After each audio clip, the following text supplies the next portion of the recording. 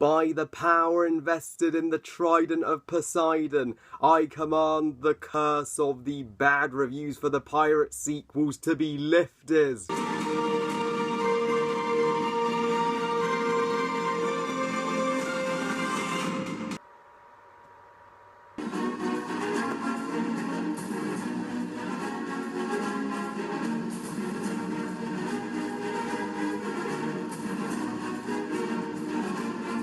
Pirates of the Caribbean, Dead Men Tell No Tales, or Salvar's Revenge, it's called in the UK, but I'm just going to call it Dead Men Tell No Tales because I prefer that title. So, Pirates of the Caribbean, Dead Men Tell No Tales is the fifth and presumably final installment in one of the biggest multi-million-dollar franchises in Hollywood history. And if this movie makes $1 billion, they'll probably make a sixth. Only time will tell. So, Dead Men Tell No Tales tells the story after the events of On Stranger Tides. Jack Sparrow is being hunted down by his arch enemy Captain Salazar, who has returned from the dead and seeking revenge on Jack for causing his death and curse. So Jack is after the legendary trident of Poseidon to lift all curses from the sea. Meanwhile, Will and Elizabeth's son meets up with Jack, and he's also looking for the trident to break his father, Will, who is now captain of the Flying Dutchman's curse. And at the same time, this girl, an astronomer, who may have another important connection with one of the characters, which I'm not going to spoil, also gets caught up in the Avengers. She's looking for the trident too, so yeah. And it's directed by Joaquin Renning and Esben Sandberg. Dead Men Tell No Tales, I think people basically groaned when a fifth Pirates movie was announced, but it was bound to happen. A franchise that has been this successful was bound to reach its fifth installment. I saw it coming, and now that this movie's been released, people are very iffy about it because it's still a pirate sequel that is getting bad reviews. Literally, the critics just have this vendetta against the Pirates reviews. They only love the first one, but after seeing it, I don't know what the bad reviews are really talking about. I think they're being a little harsh because I enjoyed this film. Me, my mum, my sister, we all had a pleasant time. It's far from perfect, and it's not the best in the series by any means. But I could still put it above Dead Man's Chestnut World's End. I can kind of see why the critics do hate this movie to some degree, since they just want this franchise to be done with already. But if this is the last film, they wrapped up this franchise decently. Let's start with the positives of what I think is really enjoyable about the film, then we'll move to the negatives of what took away what could have made the film better. Johnny Depp still wows us as Captain Jack Sparrow for the fifth time. Yeah, he's clearly the only guy who can play the role. Even if he is beginning to kind of lose the witty Captain Jack Sparrow from Curse the Black Pearl that we all love. He's just really becoming a side gag who just makes jokes constantly, but at least he's still tremendous fun to watch, and we always love Jack Sparrow. If it weren't for him, people wouldn't be coming back to this franchise. I quickly grew fond of the new cast. Will and Elizabeth's son, played by, I think he's an Australian actor. I haven't seen him in anything before, but he gave an okay performance. But I did like his character quite a bit. So how he was, of course, related to Will Elizabeth, which reminds us of the older trilogy, and is just determined to get his father back and free his father from the curse. I'm glad that they're fixing that problem I have with World's End, how Will was only allowed to see Elizabeth like once every 10 fucking years. Finally, they're fixing all that, and the new girl, played by, I think her name is Kea Scorpelio, she was such a delightful character to watch, and the fact that she was obsessed with astronomy, and it was so funny how everybody kept mistaking her for a witch, and I did enjoy this trio, Jack him and her very much. Although they took the new guy and girl in a direction that I hoping they would avoid, but I'll talk about that in the couple of negatives that I have. And now Barbossa does make a return, and while his purpose in the film does seem unnecessary at first, by the end you can see why he is in the movie, because of a a really surprising plot reveal that I'm not going to ruin. I want you to see for yourself. And a certain tragic event happens with Barbossa that's enough to bring the audience to tears. Just saying. And now let's move on to our antagonist, Captain Salazar, played by Haldonio Barderum, who also played the Bond villain in Skyfall, one of my favourite Bond movies. Wow, Haldonio Barderum plays Captain Salazar just brilliantly. He's probably the most memorable character in the whole film. The way he talks like this. I want Jack Sparrow's head. And you got to admire his bizarre and creepy design. When I saw him in the trailer, I knew he was going to be a ridiculously satisfying villain.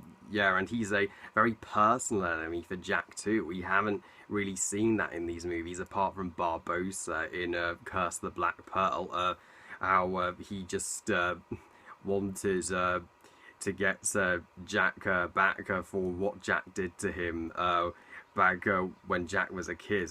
You actually brought Captain Salazar's motivation, which made him a pretty three-dimensional villain. And you all must be wondering, are Will and Elizabeth back for this movie? They are, but do not see it just for them, because trust me, they are not in it much at all. They only get like 5 minutes of screen time, and that's it.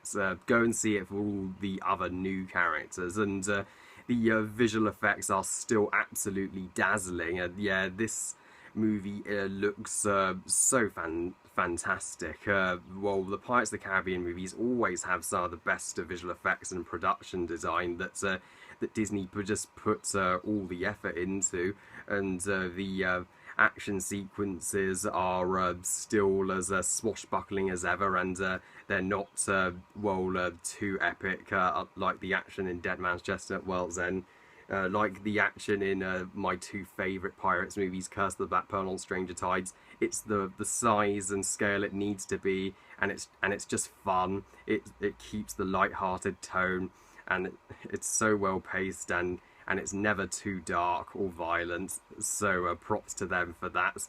And I even loved hearing the soundtrack again, just hearing that dun dun dun dun dun dun dun dun dun. I was just like, it's good to be back in this universe. And thankfully they learnt from the overwhelming running time of At World's End, which I hate, is that to just keep these pirates movies just short and sweet, which is why I loved On Stranger Tides so much, as it was much shorter than World's End, and this film does that even better. It's clocks in as the shortest pirates movie to date, which really helps. It's so easy to sit through, and the story, just like Curse of the Black Pearl and Stranger Tides, is actually simple. It was actually straightforward of our heroes going after, a certain object, the Trident of Poseidon. Yeah, got my trident here. Of course, they had to bring the trident in at some point, since they've already had curses, the Fountain of Youth, and now Poseidon's trident. Yeah, they pretty much covered most of pirate lore in this franchise. Unfortunately, though, I am giving this movie more praise than most critics would. I did say it wasn't perfect, and now here are the negatives that did kind of bug me. The story, though it was simple and straightforward, I could understand it and follow it nicely. It was kind of a rip-off of the plot of On Stranger Tides, where a group of people were looking for the Fountain of Youth. I do kind of think the plot could have been a little different from that and more original in that respect. And the humour this time came off as very vanilla. it's just not as memorable as the awesome humour in the first film. There isn't a joke like why is the rum gone that just made me just burst out with laughter. So yeah, they definitely could have upped the comedy. Though a couple of jokes make me laugh, you would expect more from a Pirates movie, and the romance between Will Elizabeth's son and the new girl, it felt so forced. This is the third freaking romance in a Pirates movie now. Will and Elizabeth, Serena and Philip, and now these two. Come on, they don't need to fucking fall in love. They can just be friends. Not every guy and girl has to get together, Hollywood. There's nothing wrong with friendship. Whilst I loved Captain Salazar as the villain, sadly, he's not in the film as much as you'd want him to be. They pretty much showed most of his scenes in the trailers, and there wasn't much more of his scenes in the movie that we hadn't seen. And the ending, the post-credit scene of this movie does needlessly set up a Pirates 6. I'm like, Disney, we're done with this franchise. This is a fitting, decent end. Are we really asking for a Pirates of the Caribbean 6? Well, if this movie makes $1 billion, of course they're going to greenlight a sick film. But I think that we'll be satisfied if this just completely ends the franchise. Yeah, I'm not going to spoil what happens in the end credit scenes, but they did not need to set up Pirates 6. We just have this be the last Pirates film. But its flaws did not to spoil my enjoyment of Pirates 5. Yeah, if I had to rank this movie in the Pirates saga, it probably would be in the middle. Not the best, not the worst, just in between. I still would recommend you see it if you want to see what could be the last Pirates of the Caribbean movie. I'm surprised it took this long, 6 years, for Disney to confirm a Pirates 5 after On Stranger Tides. My friend Angel I Love Movies actually said that this was their least favourite movie in the franchise, and I can totally understand if you did not like this film, as you may want this franchise to call it quits now, but if this is the final time we shall be seeing Captain Jack Sparrow on the big screen, I say, nice job, Disney. Savvy. I give Dead Men Tell No Tales 3.5 stars out of 5. Yar, now that we've finally covered all 5 Pirates of the Caribbean movies, stay tuned for the ranking. Well, I love you guys. Thank you for watching. I hope you guys enjoyed this review. And what did you think of Dead Men Tell No Tales or Salazar's Revenge? If you live in the UK, please comment, let me know. Please like this video and subscribe. And please give this video a thumbs up if you enjoyed it. And please follow me on Twitter and on Google+. And I'll see you next time. Bye, guys.